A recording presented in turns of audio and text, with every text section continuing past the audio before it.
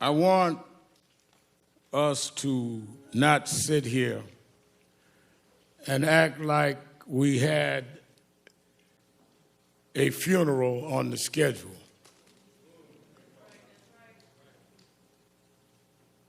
George Floyd should not be among the deceased. He did not die of common health conditions. He died of a common American criminal justice malfunction. He died because of there has not been the corrective behavior that has taught this country that if you commit a crime, it does not matter whether you wear blue jeans or a blue uniform, you must pay for the crime you commit.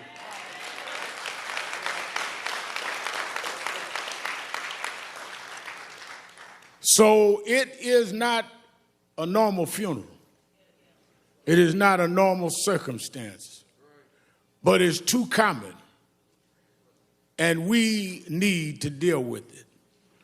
Let me ask those of you that in the traditions of eulogies need a scriptural reference, go to Ecclesiastes 3rd chapter.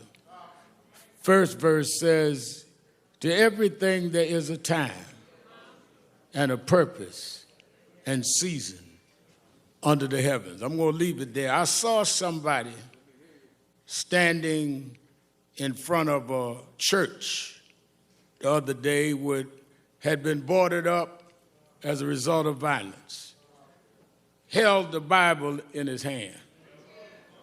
I've been preaching since I was a little boy. I never seen anyone hold a Bible like that, but I'll leave that alone.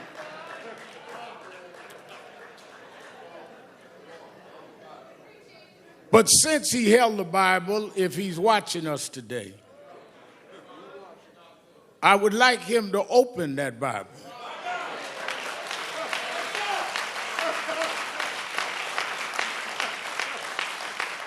And I'd like him to read Ecclesiastes 3.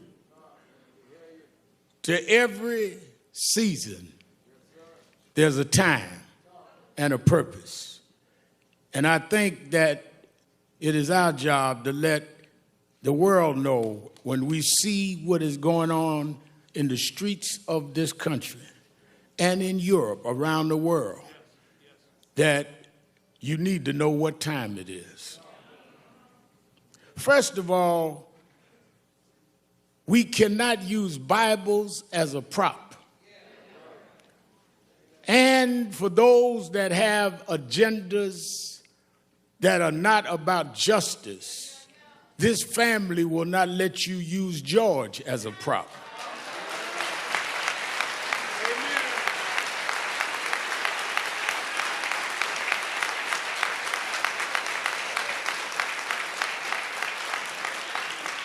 If you want to get your stuff off, don't use him.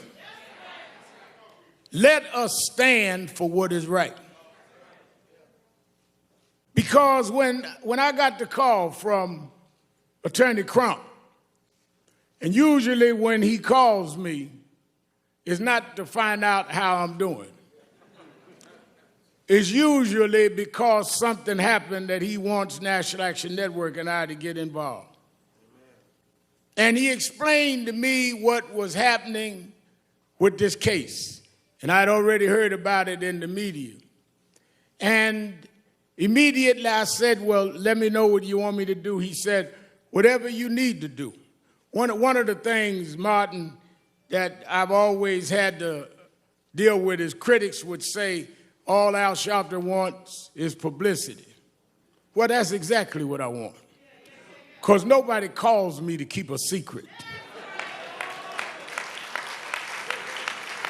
People call me to blow up issues that nobody else will deal with. I'm the blow up man, and I don't apologize for that. Because you get away too much with hiding things. Honey has talked about y'all putting clothes in the oven to have your clothes dried. Well, I didn't grow up in the third world, but I grew up in third ward. I grew up in Brownsville, and we had roaches. Now, I know Kevin Hart and some of the rich Hollywood folk here don't know what roaches are, but we had roaches, ludicrous. And one thing I found out about roaches is that if you keep the light off, if you're in the dark, a roach will pull up to your dinner table and have a 5-course meal. So I learned that one of the ways to deal with roaches is if you cut the light on, I could run them roaches and track them down. And I've spent all my life chasing roaches all over this country.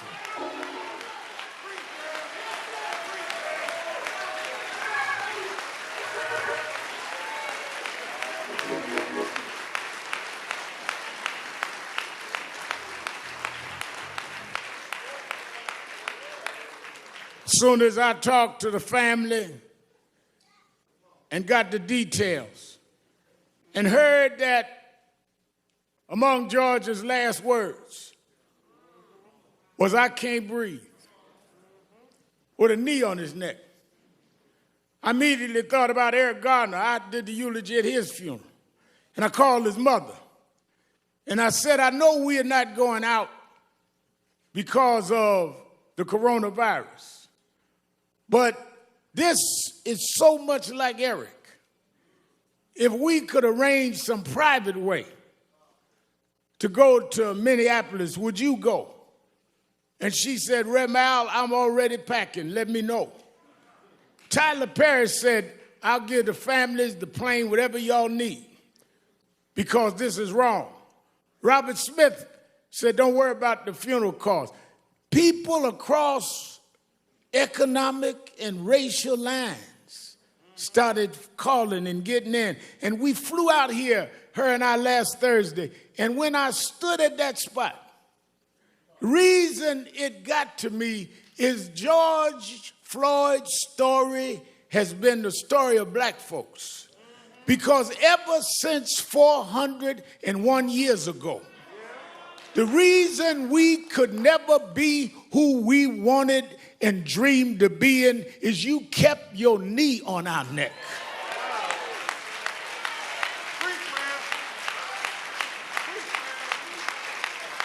We were smarter than the underfunded schools you put us in, but you had your knee on our neck.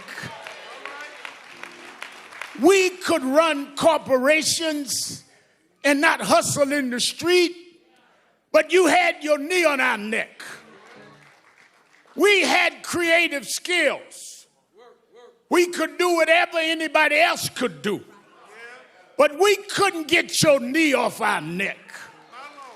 What happened to Floyd happens every day in this country, in education, in health services, and in every area of American life. It's time for us to stand up in George's name and say, "Get your knee off our necks."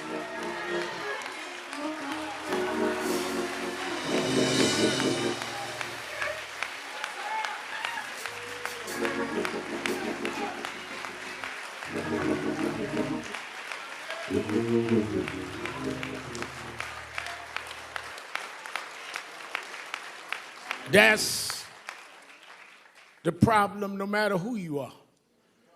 We thought maybe we had a complex, T.I., maybe it was just us. But even blacks that were broke through, you kept your knee on that neck. Michael Jordan won all of these championships, and you kept digging for mess because you got to put a knee on our neck.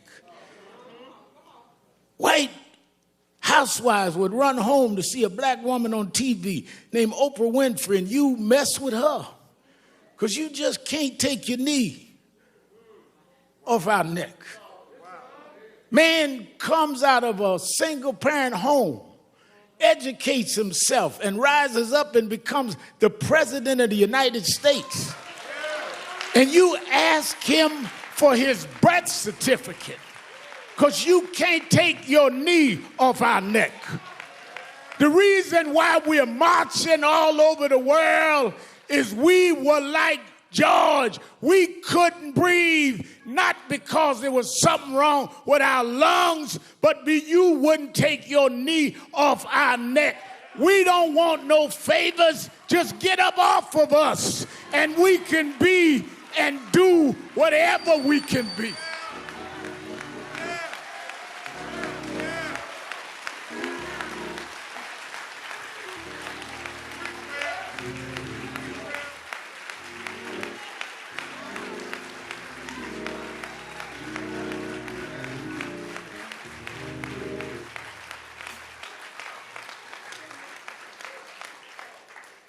There have been protests all over the world. Some have looted and done other things. And none of us in this family condones looting or violence. But the thing I want us to be real cognizant of is there's a difference between those calling for peace and those calling for quiet.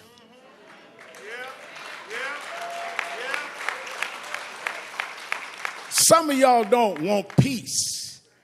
You just want quiet.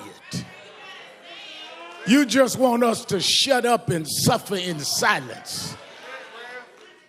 The overwhelming majority of the people marching wasn't breaking windows. They were trying to break barriers.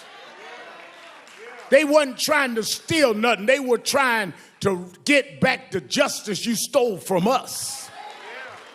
Those that broke the law should pay for whatever law they broke, but so should the 4 policemen that caused this funeral today. We don't have a problem denouncing violence, Mr. Governor. We don't have a problem, Mr. Mayor, denouncing looting. But it seems like some in the criminal justice system have a problem looking at a tape and knowing there's probable cause, and it takes a long time for you to go and do what you see that you need to do.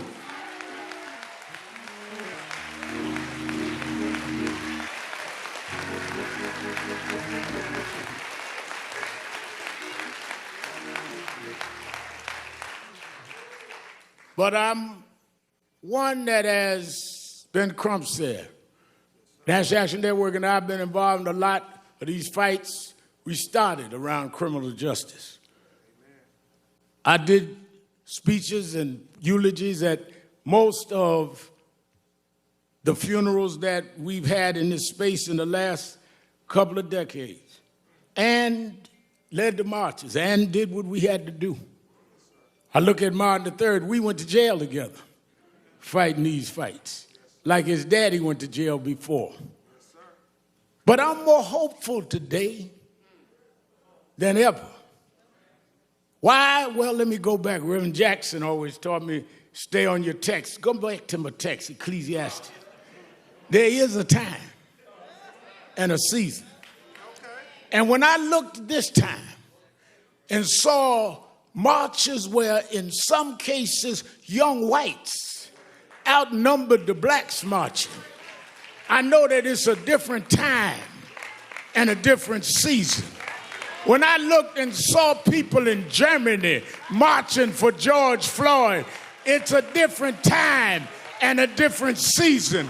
When they went in front of the parliament in London, England, and said it's a different time and a different season, I come to tell you, America, this is the time of dealing with accountability in the criminal justice system.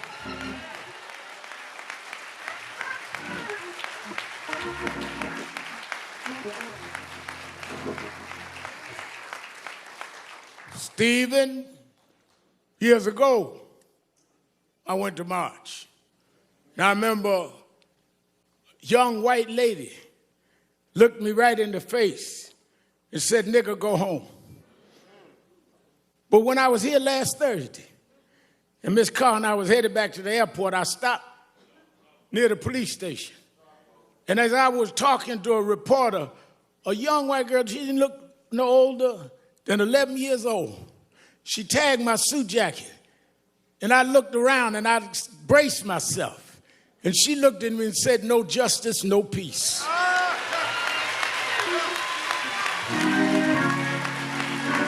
It's a different time. It's a different season. And if my Bible carrying guy out in front of that boarded up church, if I got him to open up the Bible, I want you to remember something. You know, I was late last October to an appointment because the time changed. And my watch was on the wrong time. You know, once a year, time goes forward. And if you don't, Congresswoman Omar, move your watch, you're going to find yourself an hour late, not because your watch was wrong, but you had your watch on the wrong time. Well, I come to tell you that are sitting in Washington, talking about militarizing the country, thinking that you can sell wolf tickets to people who's had enough of abuse. I come to tell you, you can get on the TV, but you on the wrong time. Time is out for not holding you accountable. Time is out for you making excuses. Time is out for you trying to stall. Time is out for empty words and empty promises. Time is out for you filibustering and trying to stall the arm of justice. This is the time. We won't stop. We gonna keep going until we change the whole system of justice.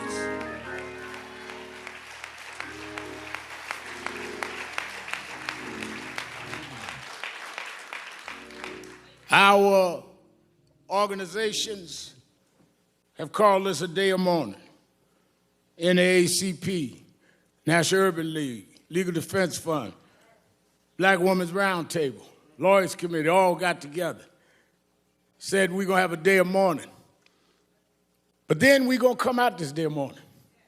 Because as some of our experts, Sherilyn Eiffel and others that know the legal field, have outlined a legal process that we must enforce, everything from residency to dealing with police backgrounds not being hidden.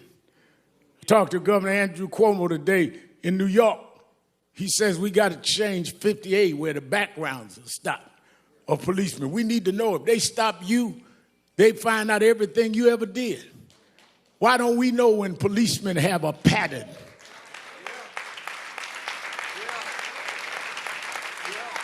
We got to go back to consent decrees.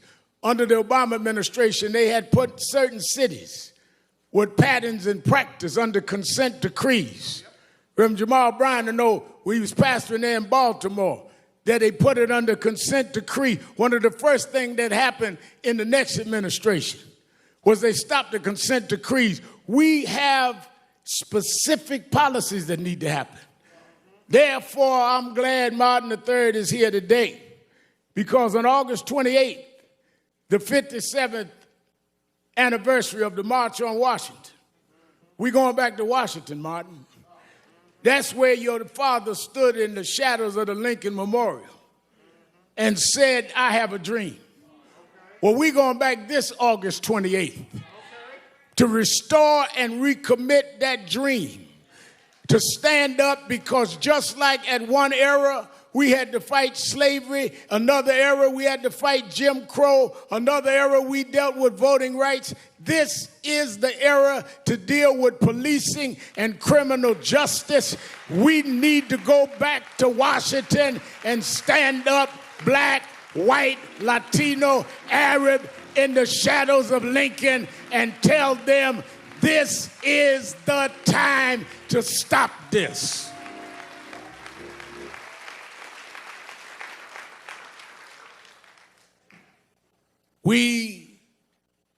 Martin and I talked about this. I've asked Reverend Bryant to get the faith leaders together. I talked Randy Weingart about the labor leaders. Oh no, we're going to organize in the next couple of months in every region. Not only for a march, but for a new process. And it's going to be led by the Floyd family. And it's going to be led by the Garner family. And it's going to be led by those families that have suffered this and knows the pain and knows what it is to be neglected. And it's going to be getting us ready to vote not just for who's going to be in the White House, but the State House and the city councils that allow these policing measures to go unquestioned. We are going to change the time. Let me say this to the family who has shown such great grace and real level and balanced thinking. And that's why I want them to help lead this. And I think one of the greatest thinkers of our time, Dr. Michael Eric Dyson, I've asked come and speak. We need to break down, because y'all don't know what time it is. Y'all are operating like it's yesterday. And the reason y'all late catching up to what these protests means is because you didn't turn your clock forward. Talking about make America great. Great for who and great when? We're going to make America great for everybody for the first time.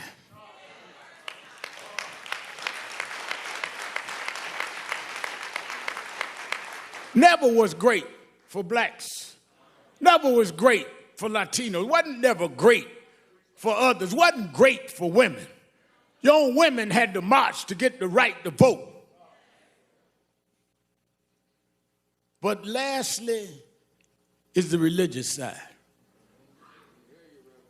I was reading and kept thinking about how I was a little embarrassed, because when I heard that George, at this point of suffering this brutal attack, called for his mama, I said to Attorney Crump, I said, well, I appreciate talking to his brothers and them on the phone, but I want to talk to his mother. He said his mother passed.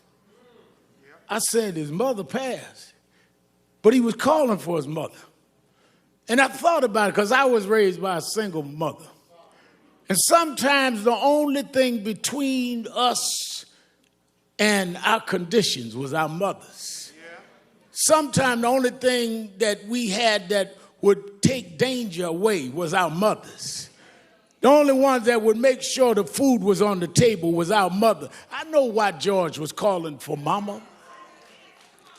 But then as I had got that all placed in my mind, and I realized why I was always calling her. My mother died 8 years ago, but I still try to talk to her. Sometimes just dial the cell phone to hear the voicemail of her phone that I never cut off. I still want to reach out to mama. But talking to Quincy last night, one of his 5 children, Quincy said, you know, I was thinking maybe he was calling his mother, because at the point that he was dying, his mother was stretching her hands out, saying, come on, George. I'll welcome you where the wicked will cease from troubling, where the weary will be at rest. There's a place where police don't put knees on you, George. There's a place that prosecutors don't drag their feet. Maybe mama said, come on, George. There's a God that still sits high, but he looks down low and he'll make a way out of no way. This God is still on the throne. The reason we can fight, I don't care who's in the White House, there is another house that said if we'll fight, he'll fight our battles. If we stand up, he'll hold us up. So as we leave here today, I say to this family, I know that years ago we told them, Reverend Jackson told us, keep hope alive. Yeah. Then I know that President Obama wrote a book about hope. But I want you to know in my life, there's times that I lost hope. Things can happen like this that'll dash your hope. But there's something that is sister to hope called faith. Faith is the substance of things, hope for, the evidence of things unseen. Faith is when you got a pile of bills and no money, but you say he will provide all of my needs. Faith is when you got no medicine in the cabinet and you're sick in your body, but you say he's a doctor that never lost a patient and he'll dry tears from my eyes. Faith is when your friends walk out, when your loved ones turn their back, but you say, I don't believe he brought me this far to leave me now. We didn't come this far by luck. We didn't come this far by some fate. We come this far by faith, leaning on the Lord, trusting in his holy word. He never failed me yet. From the outhouse to the White House, we come a long way. God will, God shall, God will, God always has. He'll make a way for his children. Go on home, George. Get your rest, George. You changed the world, George. We're going to keep marching, George. We're going to keep fighting, George. We done turned the clock, George. We're going forward, George. Time out. Time out. Time out.